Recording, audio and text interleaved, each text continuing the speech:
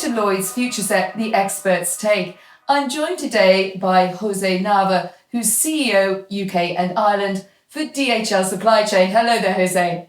Hi, Anne. Thanks for inviting me. So, start us off, if you could, by telling us what the most prominent risks are these days to supply chains. Well, in my view, there are predominantly two. One has been the pandemic, and the other one has been all these changes in international trade agreements. And they're definitely big disruptors in the supply chain. In the case of the pandemic, for instance, we've seen the complete shutdown of some industries that were deemed as non-essential. And in that sense, just stopping all of a sudden and then later reopening has a number of important consequences. On the other hand, on the trade agreements, what better example than what we have seen with Brexit, where we wake up January 1st with new rules that we have to go through certain documentation for customs declarations and new systems that were not fully tested.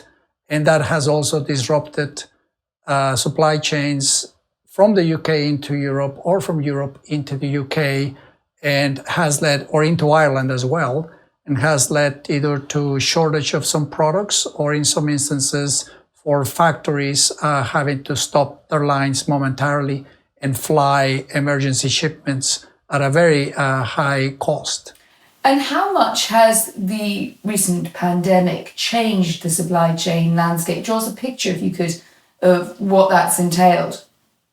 Well, in my view, it has definitely, changed the landscape and how people will evaluate that going forward.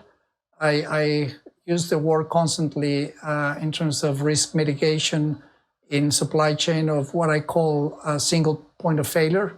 I think both the pandemic and the trade reconfiguration, again, like the Brexit market, has surfaced more clearly for the government and for many companies and for us, where there are those single points of failure. And I think going forward, there's going to have to be important decisions about how do we address that going forward. Is it just a simple answer of saying, well, going forward, we're going to carry higher inventories? Or is it going forward, we're going to have two suppliers for these? Or is it going forward, we're actually going to think about integrating that into the business? I mean, there could be a number of answers, but I think that's where all companies and government have to focus, is how to make sure that those single point of failures don't materialize when another pandemic hits or another significant change in trading internationally change. And how are businesses reacting and adapting to these new risks, in many ways unforeseen risks? Well, I would argue that everyone is being forced to adapt. And I would probably break this adapting process in two ways. One is the immediate short-term adaptation. So companies had to either fly emergency shipments or had to increase a stock of product. We saw that with many industries doing that in the face of Brexit, because the increased level of uncertainty of how the flows were going to be come January 1st. So they were just protecting their business, increasing stock. So those are kind of the short-term measures.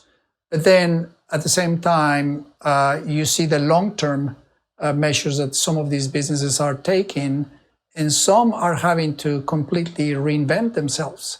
What better example than what happened to Zoom, where all of a sudden their business has grown exponentially. But likewise, on the other end of the spectrum, some companies have gone into administration or have gone bankrupt. So many companies are trying to define right now what their future looks like, and in that sense, what it means for the supply chain, implications to support their business to be in a position to provide continuity. So here's the big question out of all of this. How do businesses start to identify systemic supply chain risks, as opposed to those that come and go, ahead of time?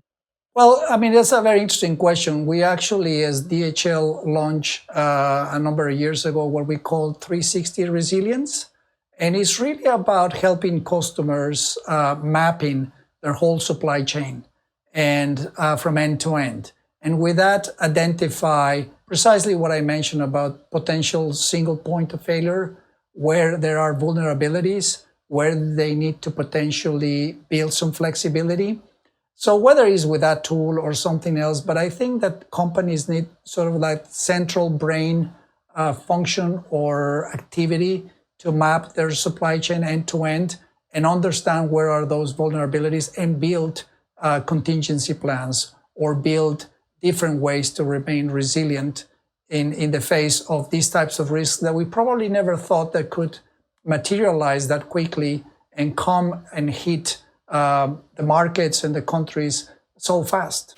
And what can businesses and governments do more of to ward against these kind of major supply chain risks that we've been talking about today?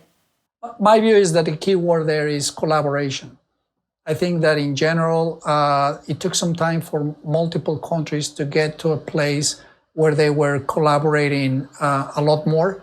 An example that I can give you is, when the ventilator challenge in the UK was launched, it was so amazing how fast many companies reacted and actually collaborated between each other to provide ventilator solutions.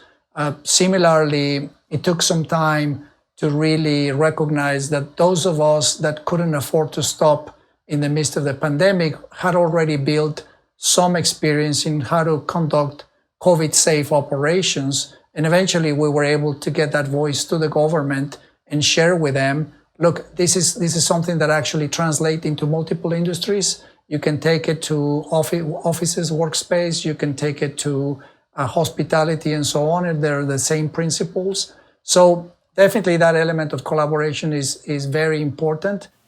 Jose, thank you very much for giving us your expert take today. Thank you, Anne. It was a pleasure, and all the best to everyone.